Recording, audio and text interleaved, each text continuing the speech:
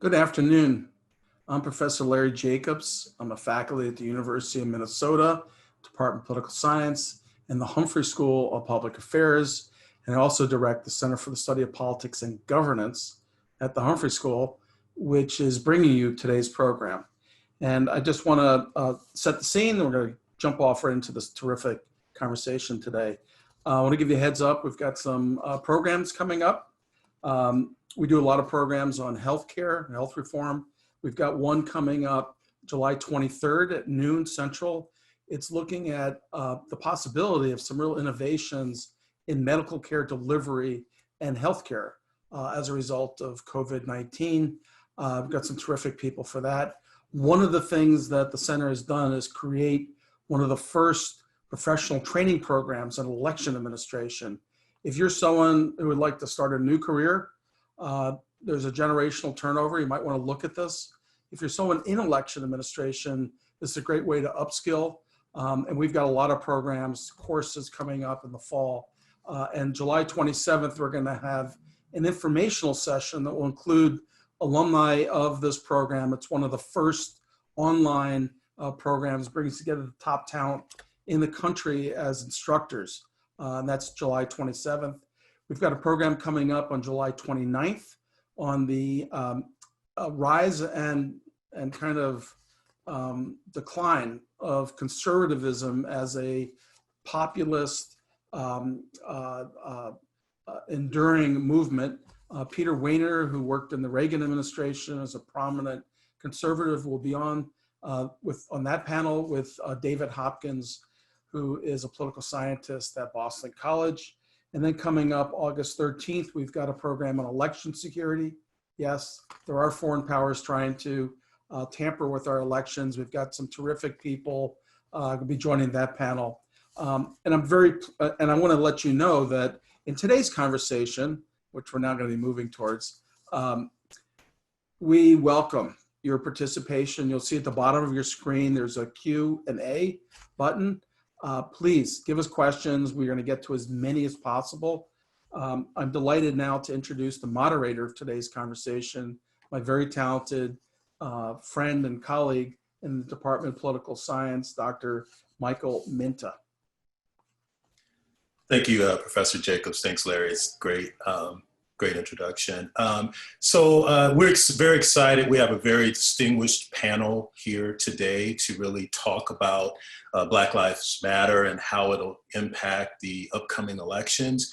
We'll spend most of our time mostly talking about the presidential elections, but we can also talk about some down ticket races like congressional races, state, and even maybe some local elections. So we're pleased to have this distinguished panelists of my colleagues join us, many who are award-winning authors and scholars in our field of political science.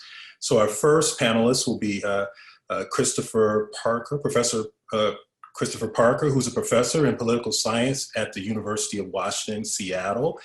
He's written several books relating to topics such as Black veterans and their role in the civil rights movement and the rise of the Tea Party. He's working on a new title, book, I really like this title, The Great White Hope, Donald Trump, Race and the Crisis of American Democracy. So welcome, Professor Parker. We also have Professor LaFleur Stephens-Dougan, who is an assistant professor in political science at Princeton University. Her research interests include racial attitudes, Black politics, and public opinion. She has a new book that's out, and I can't wait to purchase it. It's called Race to the Bottom: How Racial Appeals Work in American Politics. And I think, LaFleur, that book will be available at the end of this month, right? Yes. Yes. And for pre-order on Amazon. That's right. So order it.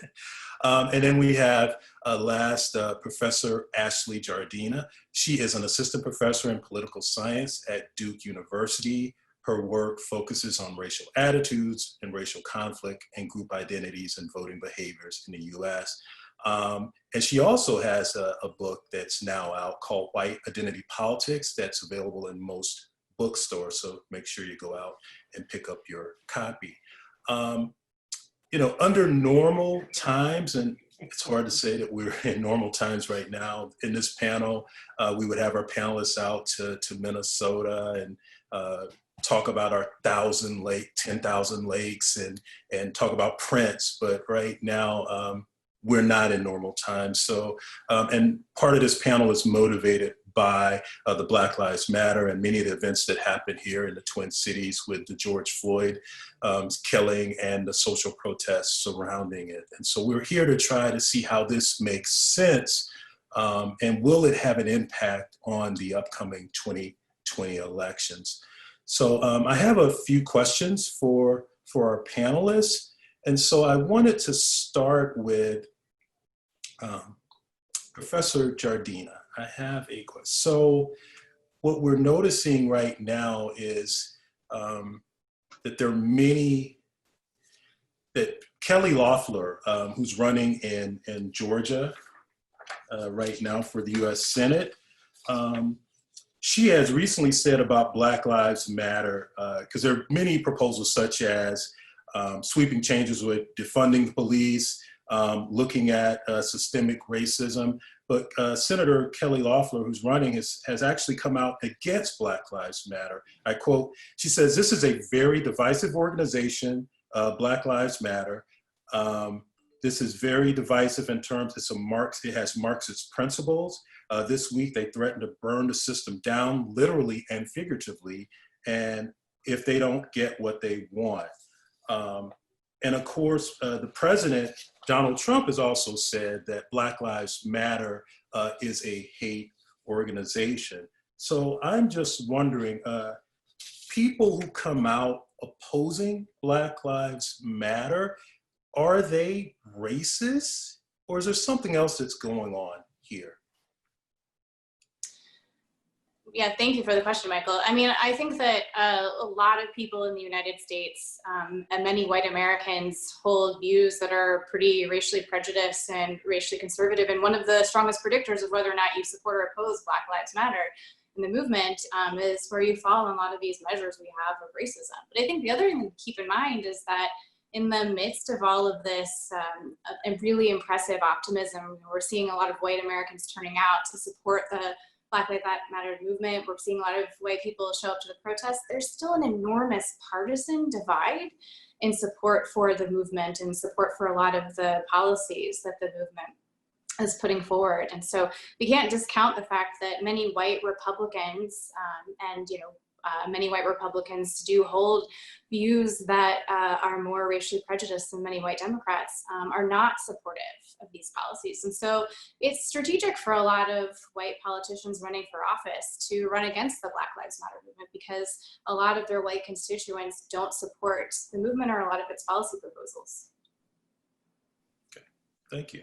That's, Professor Stephens-Dougan, I wanted to kind of follow up on that question. So, I mean, I'm sure you've seen the recent political ad by President Trump showing pictures. I don't know if it's here in Minneapolis, but with the protests where people, kind of the negative things in terms of vandalizing businesses, setting fires on businesses.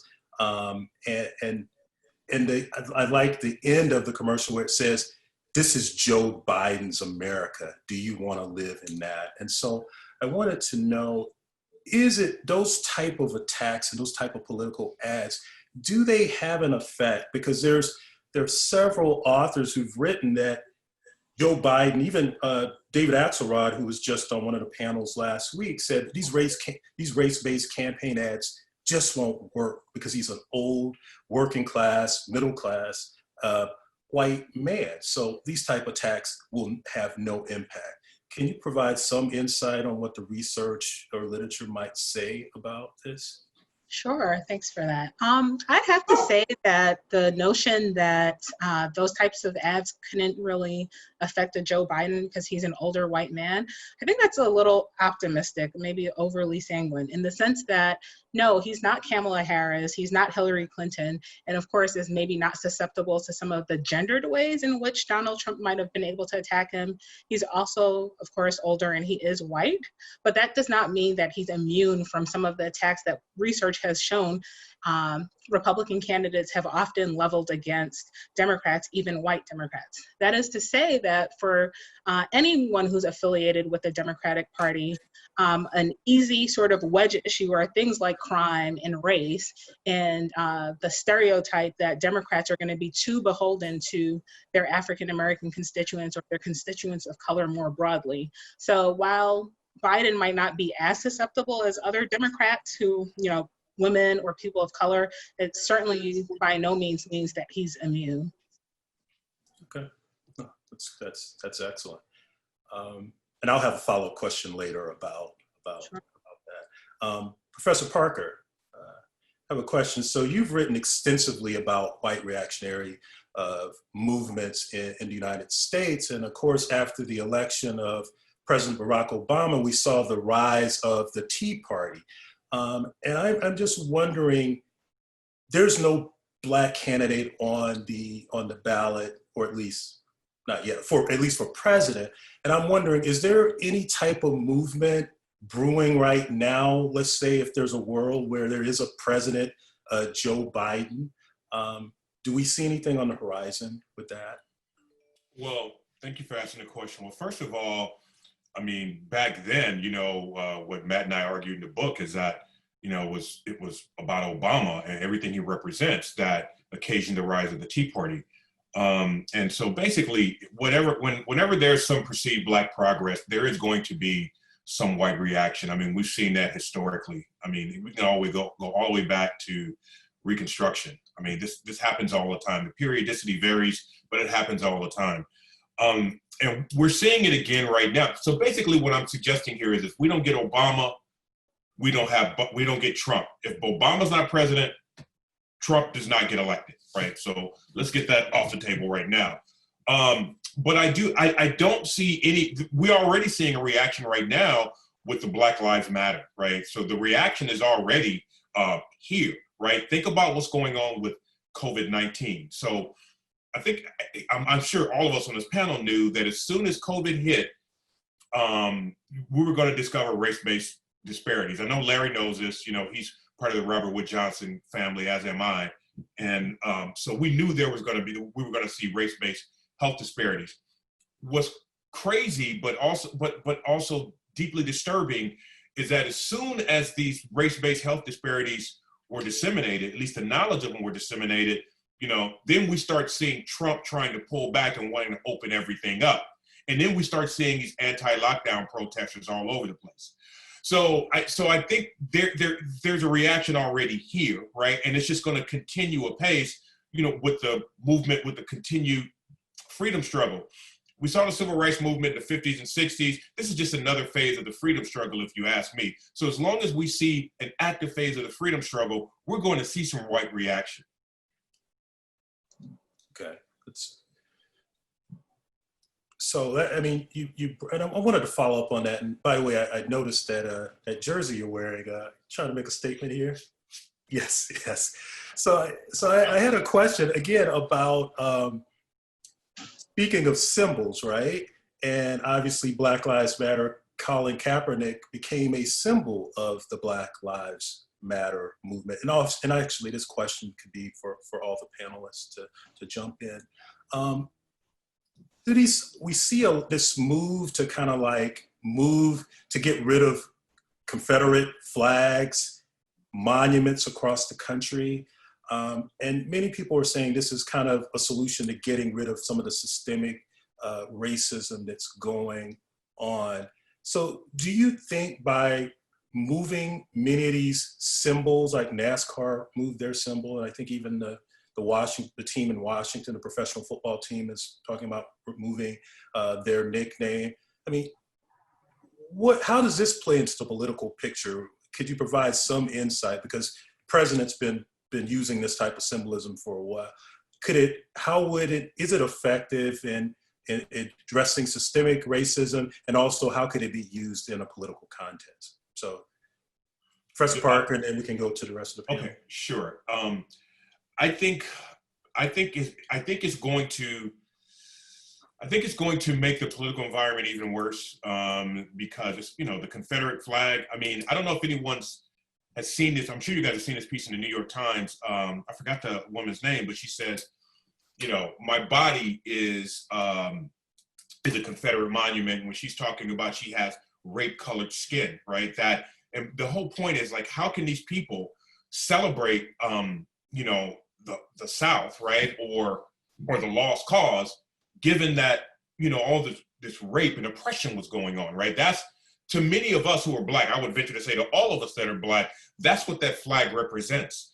And so even though you have some of these, you know, some of white people, you know, who celebrate the Confederate flag, and this, the late sociologist John Shelton Reed and Howard Odom wrote extensively on this, that there is this Southern identity, part of which is consistent with or commensurate with, you know, the celebration of this lost cause. Now, I don't know if these people just don't know history, or they just want to ignore it, or if it's motivated reasoning, if you will.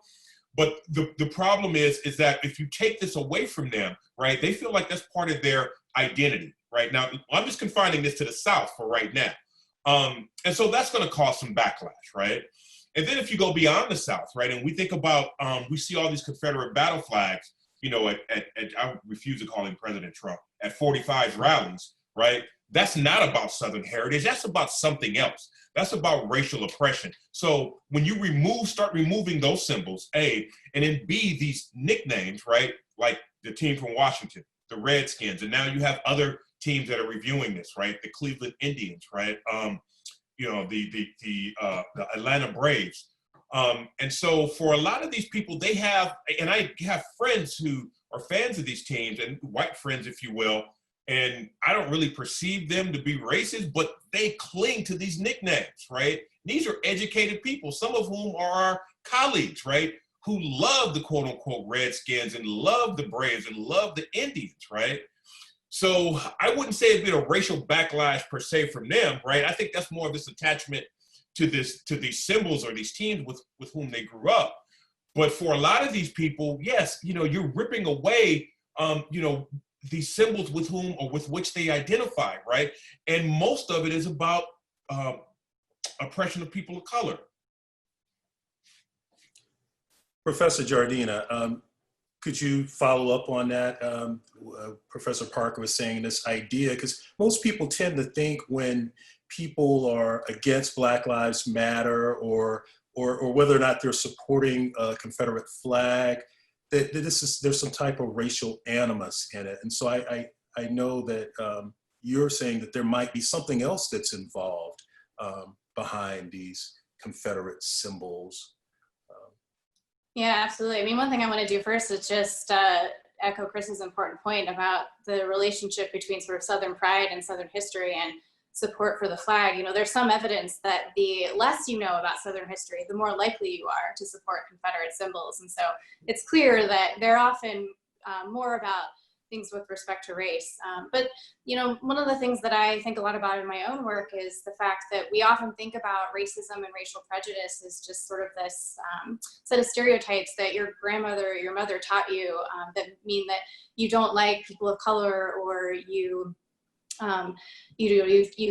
think that they don't work hard enough, or you know, a host of other negative attributes. And I think that what we have to keep in mind is that for a lot of white Americans, and a lot of white Americans who are flying their Confederate flags right next to their Trump flags in parts of the United States, that what they're also worried about is the loss of power and status that racial equality means for white people in the United States. And so that's what I mean when I think that there's more than just racial animus here. There's also this feeling of threat, and that many white Americans feel like the election of Obama, the changing demographics of the nation, that this represents something more than just this sort of hostility or animus that they might have. The other thing I wanted to say too is that, you know, symbols do matter. Most of the Confederate symbols in the United States were put in place well after the Civil War as a means of sort of intimidating Black Americans and trying to reassert sort of white power in the South and across the country. And so the fact that they're being removed is not inconsequential, but I think the thing that we need to talk about is, to what extent are these really going to help us achieve racial equalities, taking down these symbols, right?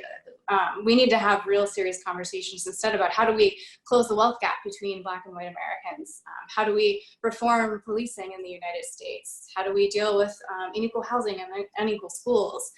That's the important conversation. And that's not the conversation that I'm seeing the news pay a lot of attention to. Yeah, I mean, a very interesting point because, most of us would think that when you white solidarity, people like, there's no way when you think of white solidarity, it's KKK, surely it's racist, right? But when we say that to racial and ethnic minority groups, it's like, oh, that's fine, right? Because they've been marginalized groups. And so they built it based on a history of discrimination. But the argument that you're making, which is quite subtle, that whites are actually becoming a minority in many states, right? In California, in Texas, and by 2050, whites will not be the majority in the population. And so you're seeing a lot of what's being tapped in by the Trump administration is this appeal where whites are now starting to feel an identity, like I am white. So that's a very interesting and subtle point. We can get back to it. But Professor Stephens-Dougan, I had a follow-up question about the attacks on Biden. So you're saying he's not immune to it. So does that make his VP choice even more important? Like, based on what you've said? Because, I mean, Biden said he's going to pick a woman. I mean, and he said he's going to appoint a Black woman to the Supreme Court. I mean, these are things that Barack Obama would never say. It probably couldn't get away with either, right? So yeah. Is Biden being a little cavalier about this based on what you said earlier about he could be impacted by this? Well, I mean, I think you raise a lot of good points. One, Biden is not constrained in the way that Obama was, right? Just by virtue of being that older white male Democrat, he doesn't necessarily have to run away from race to the degree that we saw with Obama. His association with people of color, I mean, I think it will rile up some on the right. Those racially conservative whites, they won't be excited about probably a woman VP pick, even if she is, say, a white woman, and certainly not a Black woman. But I think this is also part of a larger question of what strategy the Democratic Party is hoping to pursue. So there's often this sort of obsession with, the working class whites or non-college educated whites or, whatever we're calling them these days, maybe also to some degree also soccer moms and suburban moms and things of that nature. And so one sort of strategy that they've historically pursued is this kind of obsession with those groups, right? So like, what pick does he make? If he picks a Black woman, is it going to isolate those people? Are they going to run to, the Republican Party, or are they just going to stay home? And there's, that sort of precarity that's involved with the choice that he might make. But on the other hand, there's another option and another strategy that the Democratic Party could pursue, but has not necessarily historically done so. And that's an option of really choosing a VP candidate, most likely, I think, a woman of color who could really mobilize and energize their base of people of color. And that's a part of the discussion that I don't think that we hear as much about. And so, yeah, we can worry about the isolation or how that might turn off some voters, but there's also the flip side of that where you can really energize and mobilize a base, particularly for Black women who we know have historically been some of the most loyal supporters of the Democratic Party. And so that's a strategy that could also be pursued. But I think this sort of obsession with working class whites tends to cloud our view on the benefits that could be associated with that.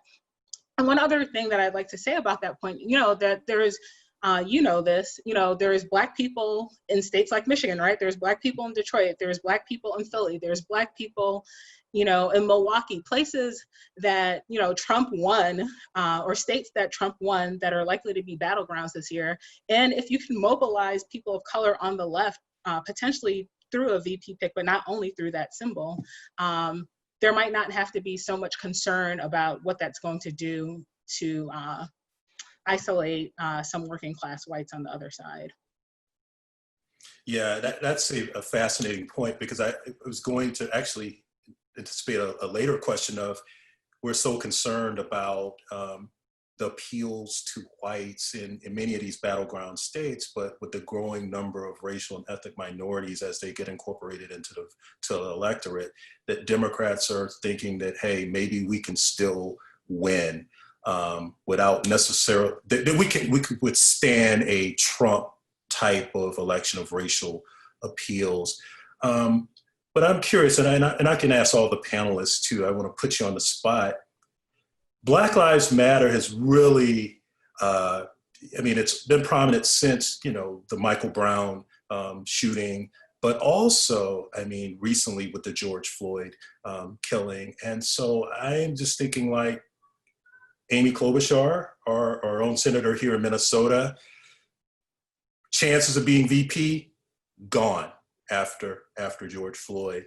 Kamala Harris, she's been brought up, but her history as a prosecutor has made people in the Black Lives Matter really kind of suspicious of her. And then Val Demings, the other Black woman who's being considered as a police chief. And so I'm just wondering, like, what type of impact? Will Biden take that into consideration? Will they get kept off of the ticket because of this? Because Black Lives Matter activists may not want a candidate with that type of background. In the past, those backgrounds were valued, but now in this environment, maybe less so. Is that question for me specifically, or? Oh yes, you could take it. It's hard to say, because it's hard to say where is Biden, honestly. So I don't have a firm opinion on that in terms of what he's likely to do. I do think that criminal justice background is likely to hurt those potential choices. But I don't necessarily think that will keep them off of the ticket, because there's a certain level of symbolism, and they might have a bit more latitude than, say, an Amy Klobuchar in that same sort of position. So I don't think that necessarily completely excludes them from potential choice for him. So can I speak to this? So I think yes, press part. Floor is right. Let me just put a slightly different spin on it. I think so for whatever, so one thing we have to be clear about, whether or not Black Lives Matter, whether or not people that support the movement are actually going to go to the polls, right? We have to establish that first. And I'm not sure how well that's been established, A. B, for whatever support that they might lose, that Biden might lose and Democrats might lose from Black Lives Matter activists from picking Val Demings or Kamala Harris, Amy Klobuchar, that's not even a consideration, right? He needs to have a Black woman. It'll be offset by the comfort that a law enforcement background would give to independents, right? So I think that whatever support the Democrats would lose from Black Lives Matter activists, I think they would more than make up for when it comes to independents and having them mobilize and vote for Democrats this time. Professor Jardina, want to weigh in? Yeah, I don't have a good hunch about who the likely pick is going to be, but I imagine that the Biden campaign is sitting there thinking about whether there's going to be sufficient turnout from people who are so angry at Trump, or whether they need to really find someone who's going to help mobilize liberal white Democrats and people of color, because as Dr. Parker said, turnout is one of the most important questions moving into 2020, and add the coronavirus on top of everything, compounding concerns about turnout. It's not just what does public opinion look like right now, but it's to what extent are people who are supportive of the Democratic Party and supportive of the Black Lives Matter movement, are they going to show up and vote? And we don't know what the answer to that question is right now. Professor Stephens-Jardina, and this is for all the panelists, but I'll start with you.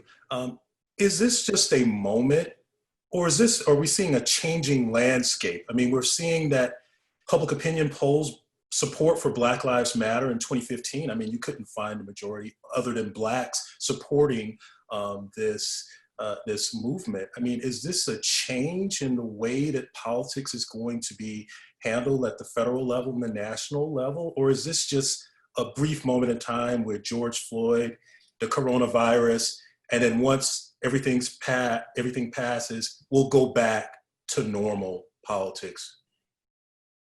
Well, I think if history is any teacher, then I am probably not that optimistic. I think this is more likely to be a political moment versus real systemic change. And I think this goes back to the points made earlier by Professor Parker and Professor Jardina, which is essentially that a lot of what we're seeing is symbolism, right? So it's easy to say, you know, we're taking away Aunt Jemima or Uncle Ben or things like that, or even, you know, Confederate symbols that do matter. I don't want to discount that these symbols don't have meaning. But when it comes to real systemic change, just as a student of history and of politics, my sense is that there are going to be, you know,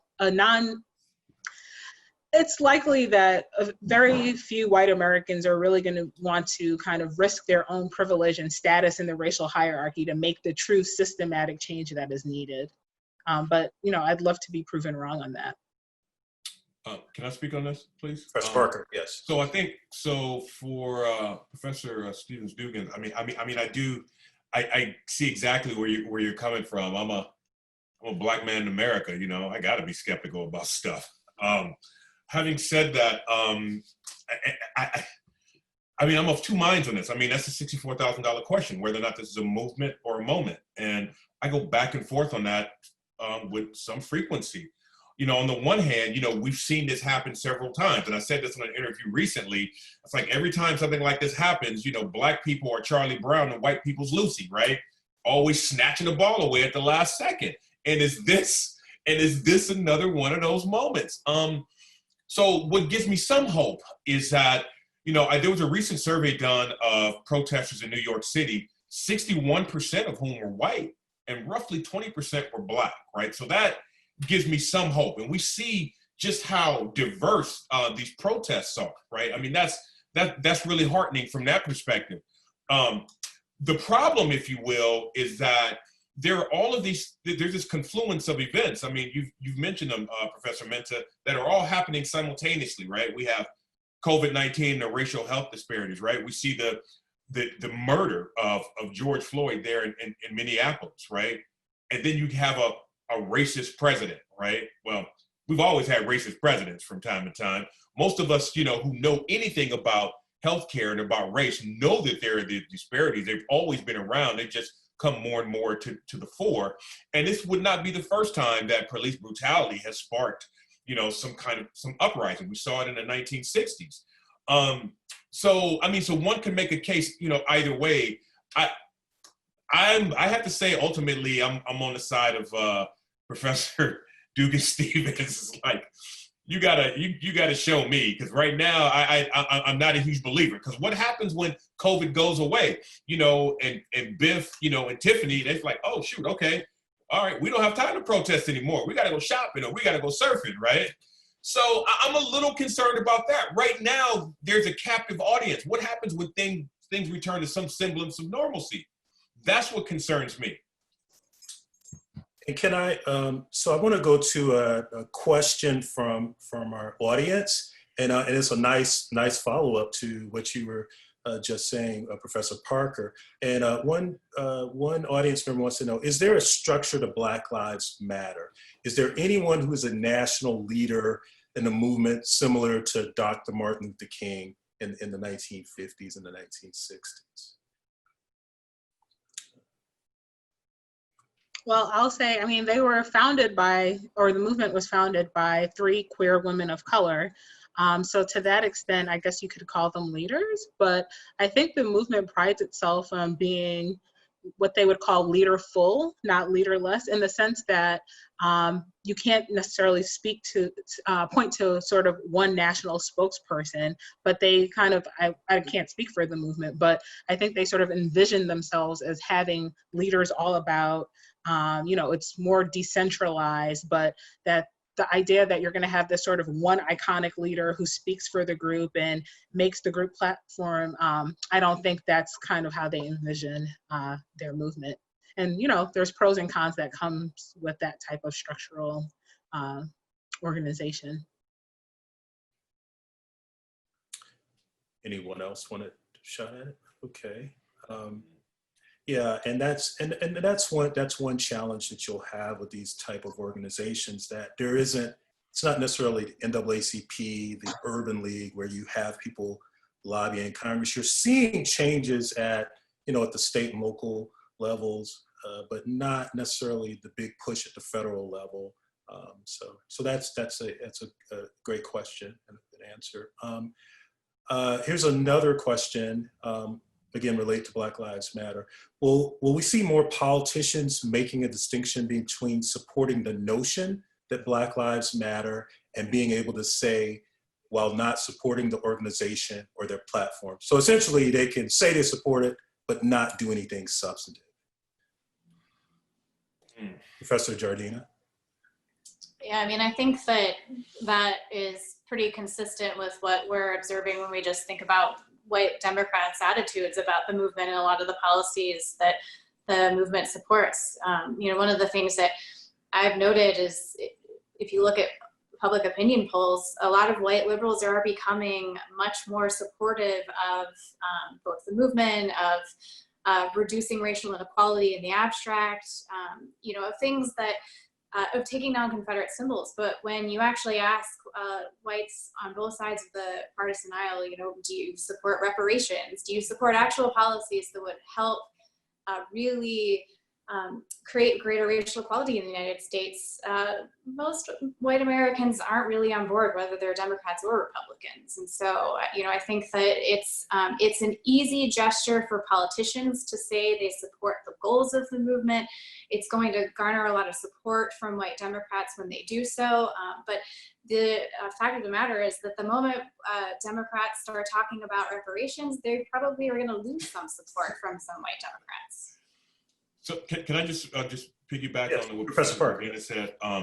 So that's what Professor Jardina is referring to, is what's typically known in the discipline as the principal policy gap, right? So you have widespread support for these principles, but when it actually comes down to the rubber hitting the road, right? When it comes to implementation of some kind of substantive policy, that's where you lose all support. Same thing happened in these Michigan people. I know who this is, Schumann and Bobo and Steve's book, Racial Attitudes in America, where they show how the principal policy gap, remained pretty wide in the South in the 50s and even all the way through the 60s, right? I mean, so you had white Southerners that were more for equal rights, in an abstract sense, but when it actually came down to integrating their kids in the same school as Black kids, they wanted no parts of that.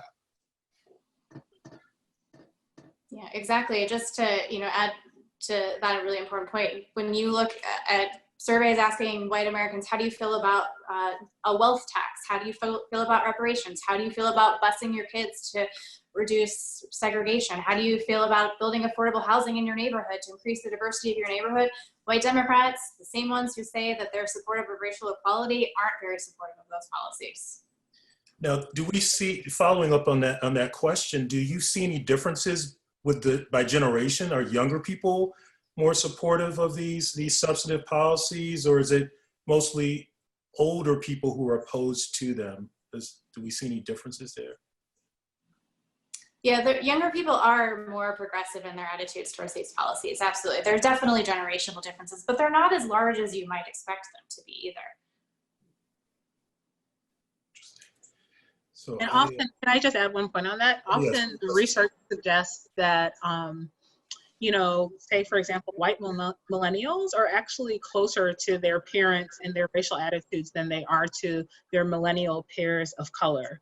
So that is to say that even if they are more progressive than older white Americans, they're not as progressive as other people of their generation who are people of color. And so that suggests that even as we get maybe quote unquote generational replacement, there's still likely to be a gap between the interests and the policy preferences of people of color and their white counterparts. So can I just add to what Professor Dougan-Stephens said? So, I mean, this whole cohort replacement thing was written about as far back as the 1980s, right? And it was really in this famous piece by the sociologist Firebaugh and Davis, in which they, said that there should Professor be— Parker, could you explain cohort replacement? Yeah, well, I was getting ready to get to that. So it's this idea that when older, more quote unquote racist or conservative, if you will, white cohorts die off, they would be replaced by more progressive white cohorts. And that was almost 40 years ago, and we're still having the same problems, right? So this whole sort of cohort replacement thing isn't working. And just to what Professor Dougan-Stephens said, it's like we're not seeing, you know, these kids that are departing too far from what their parents are. They're closer to their parents than they are to their millennial peers. And yeah, and so the political socialization literature is shot through with these kind of results where you have this socialization that goes from parent to child.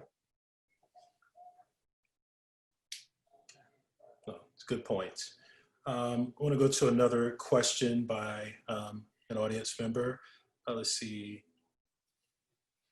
Okay, this is a little different. And this relates to the actual, let me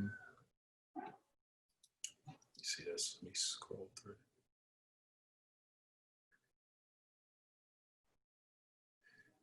I lost the question. So the question was about turnout. And do you think that even though Black Lives Matter and this idea of mobilizing people who aren't normally participating in politics, that yes, they may have all this energy, but there might be these different efforts to try to stop people from actually getting to the polls. We've seen news reports now of possibly closing some precincts in some of these battleground states. And we've also heard of, and President Trump has actually come out and said that he's kind of against the mail-in balloting. So the audience member is concerned about what type of impact could this have on the election. So we can start with Professor Stephens-Dougan. Take a shot at it. I'd like to note one point, and this is also a plug for the research of a colleague of ours, Davin Phoenix. I think one of the things that people sort of assume is that because people on the left, namely people of color, are angry, that this is actually going to translate to people showing up at the polls. And his research would actually argue that for Black Americans and to some extent other people of color, anger does not mobilize in the way that we've historically seen with you know, their white counterparts. And that also speaks to, I think, you know, Professor Parker's book on, you know, the Tea Party and reactionary politics. So anger tends to be a mobilizing force for white Americans, but it doesn't necessarily translate into traditional means of participation for Black people, right? So they might get angry and they might go protest, but that doesn't necessarily mean that they're going to show up at the polls in November. So taking, you know, just trying to clarify that, I don't think Democrats should rest on the notion that, like, oh, because people are angry and they're in the streets and they're protesting, that this means that they're necessarily going to turn out in large numbers for Biden in the fall. So there has to be a mobilization game on the ground, and anger and just being anti-Trump research suggests that that's not enough. Now, in terms of some of the institutional factors that are preventing people from showing up to the polls, we should be worried. And I'd like to hear more of a plan about how there's going to be an opportunity to mobilize these people, especially given COVID, right? So you have people, you know, we're expecting to see mass evictions where people will be much more, you know, not tied to a stable address and things of those natures, attacks on mail-in voting, absentee voting, closing of polling places. These are all things that I, you know, trying to keep my academic hat on and not my partisan hat, but I would hope that Democrats are thinking about a ground game to get people mobilized and to keep people enthused, because we're likely to see long polling lines. We're likely to see people potentially literally putting their lives at risk to go to the polls in the midst of a pandemic. So I think the person who posed that question has a right to be concerned. Can I speak to this for a second? So let me just push back on that a little bit, and I'll say this, that some of the research, some experimental research that I've done recently. So I would say that, and I've read Professor Phoenix's book, but what I would say is that none of the research that he's done or other people have done has been based on Trump, and Trump is a singular threat. So some of I do some consulting work on the side, so I am able to put these little experiments and stuff together. And it's unbelievable how mobilized Black folks are, how committed they are to turning out, or in their enthusiasm when we start asking questions about Trump and about his handling of COVID. Black people are pissed off right now, right?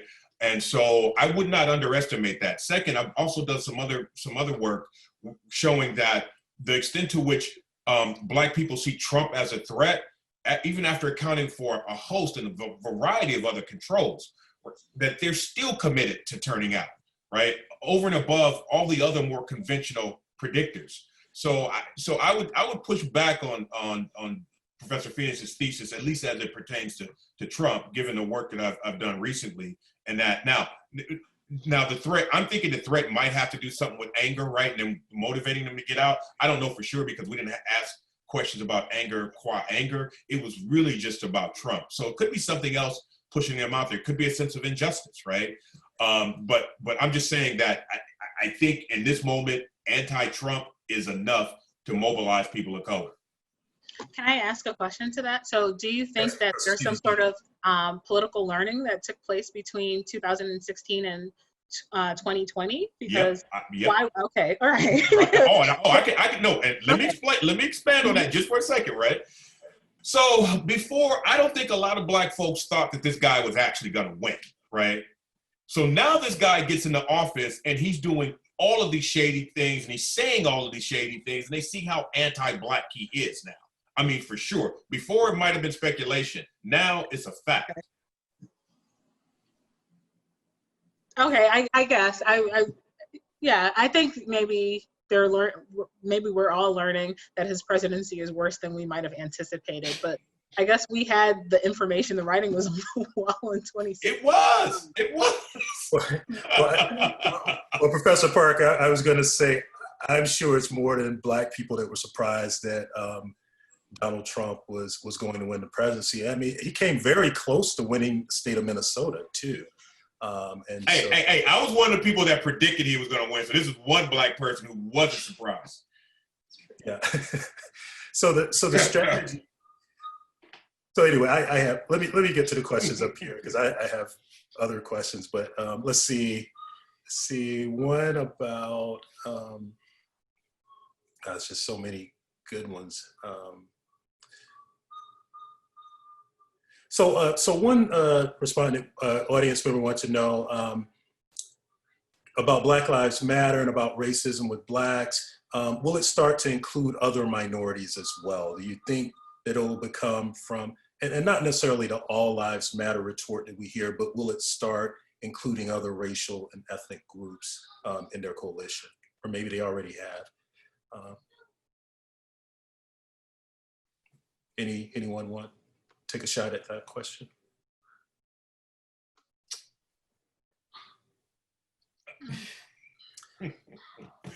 Okay, well, I will provide a brief reply.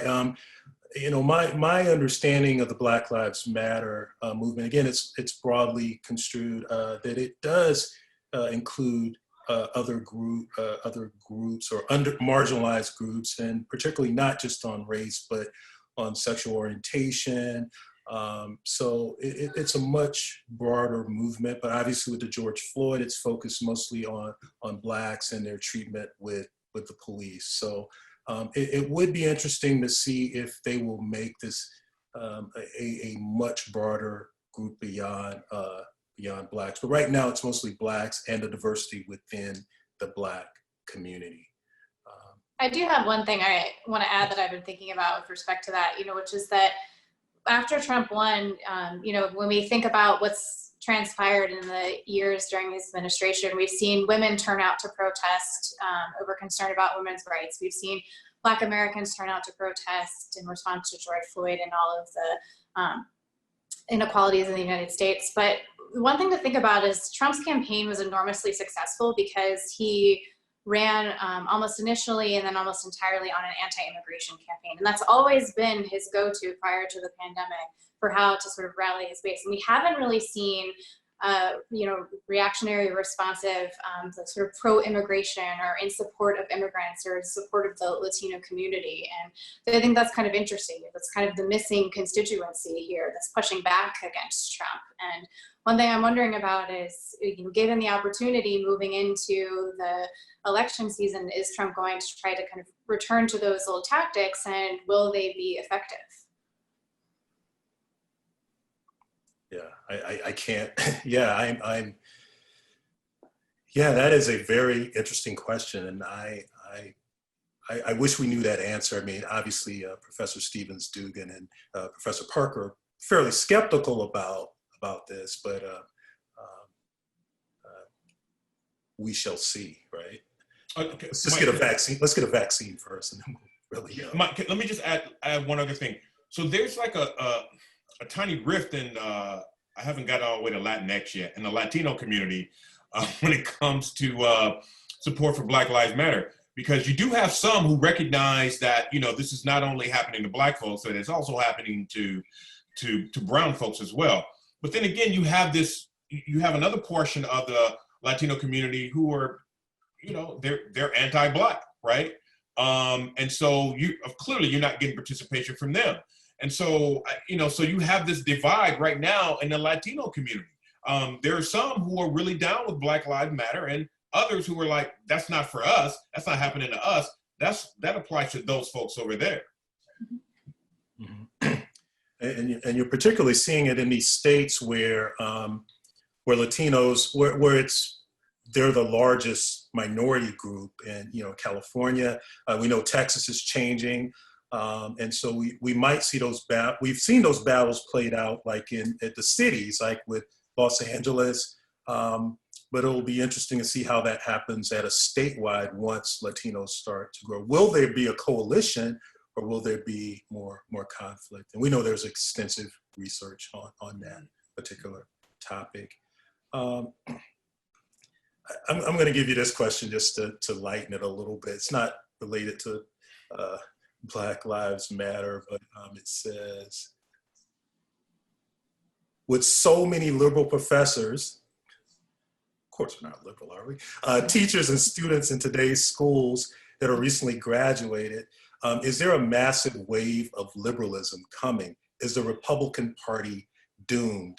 And we kind of heard these type of arguments, particularly when Obama won in 2008, that this is the country's changing, demographics are telling the story. Now, obviously, that was interrupted with the election of Donald Trump for reasons pointed out by Professor Parker in his Tea Party book. But is Trump just a momentary bump in the road for where this country is headed? Like, bump in the road? If we look at a 20, what's that? Did you really say bump in the road? Look, well, I mean, let me explain this to you. Hey, the most he can get is 2 terms. Bump in the road. Look, let me tell you something, man. These people have always been here, right? They ain't going any place. They always been here. They're going to be here, right? I'm just saying that Trump actually bought them out. And like I've argued other places. I know this is going to be controversial. You guys are going to look askance at me or give me the side eye, but I'm telling you right now, this dude is one of the best things that's happening in this country. Let me unpack that for a second. Okay. People can no longer deny that this is a fundamentally racist, sexist, homophobic, xenophobic country, period. Before that, there was some plausible deniability. Oh, are you sure that was sexism? Oh, are you sure that was racism? Really? Right? People are tired of getting gaslit. And so now this guy is sitting at 1600 Pennsylvania Avenue. What are you going to say? It's right there, right? And all these people still support him. He still got, 85% support from 80-something%, maybe even 90% support from Republicans? Come on. These people have always been here. It's not like they just came out of nowhere and they're going to remain here. So to answer your question, hell no, he's not a bump in the road.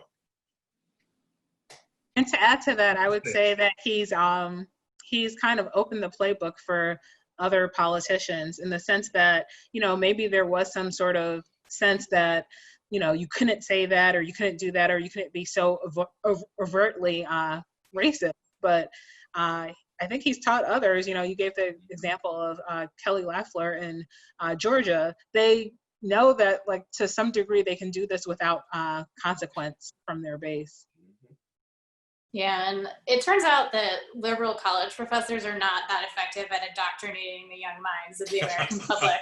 But, you know, even so, it's not really clear that liberalism is sweeping the United States. I mean, Trump did win in 2016, like, you know, to echo Dr. Barker and Dr. Stephens-Dougan's point, right? You know, and plenty of Republicans, the majority of Republicans support Trump. The majority of Republicans, when they turn out to vote in 2020, they're going to vote for Donald Trump. So let me just add to Yeah, what was just said real quick. So people wonder why, you know, Trump retains so much support from Republicans, and it goes back to what Professor Jardina said a little earlier.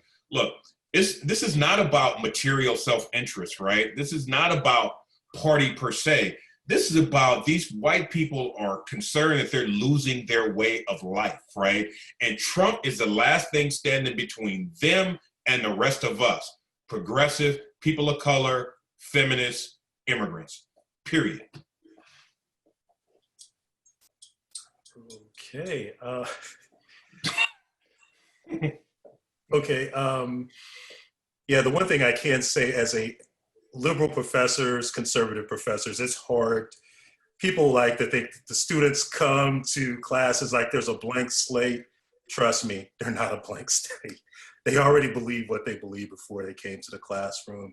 And in 16 weeks is not going to change it. So if you think that your student is being brainwashed, trust me, the university isn't the one that's doing it. You probably did a good job yourself of doing that. So, and the research validates that too. Let's see.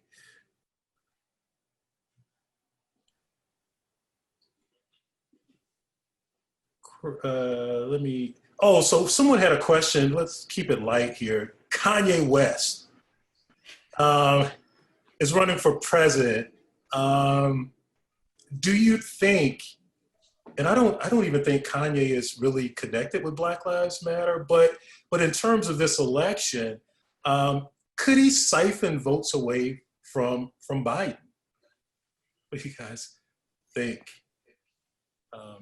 I mean, I wasn't in Professor Parker's camp. I didn't see Trump coming. So I think anything is possible. And I think part of how we got Trump is because of the sort of media fascination with him very early on that allowed him, you know, that propelled him in some of those early primaries. And so my sense is if we don't want Kanye West siphoning votes, we should really kind of ignore this and not give him too much of the sort of media attention that he's craving. Well, Professor Stephens-Dougan, someone said that Kanye just ended his presidential run today. Oh, I missed it. That was short-lived. Wow. Okay. Kanye West. All right, let's move to something else. Oh, an interesting question, and I don't know if this is said in jest or not, but it said, Professor Parker, did you just say that old conservative is the same as an old racist?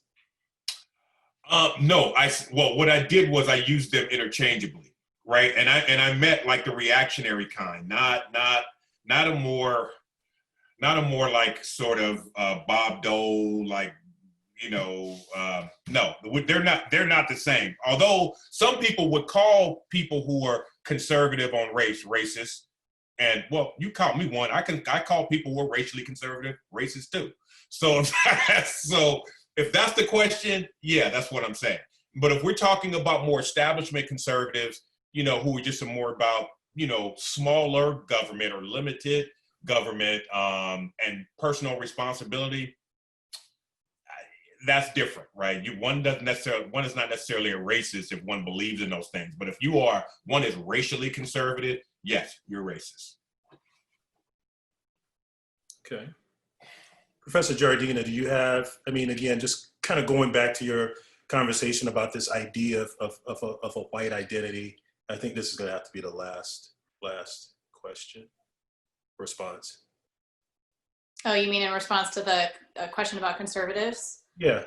Yeah. I mean, I think that there was a difference between, what we sometimes call Rockefeller Republicans and members of the sort of modern conservative party. But, I would say too that the, policies historically in the United States that promote smaller government, that promote a smaller welfare state, it's really hard to separate those from race in the United States. And one thing that I would argue, and I think that my research supports, is that that's one way in which white Americans maintain unequal power in the United States. It's one reason why whites have 80% of the wealth in the United States, and that Black Americans are unable to, acquire much of it. We can go back to the period of time in the 60s and 70s and 80s, and even before then, when quote unquote old conservatives were, in power, trying to, prevent wealth redistribution and trying and supporting things like redlining that have led to massive wealth inequality. And to say that that wasn't about race is really, I think, obscuring the reality of American history in the United States. And so are they the same as today's overtly blatant racists? No, but were they also complicit in helping to maintain a system of racial inequality in the United States? Absolutely. Okay. Well, we're out of time. Wish we had longer, but I want to thank my guests for joining us, Professor LaFleur Stephens-Dougan, Professor Ashley Jardina, and Professor Christopher Parker, Michael Minta. Thank you. You guys have a great day, and we'll talk to you later. Bye. Bye. Thank you.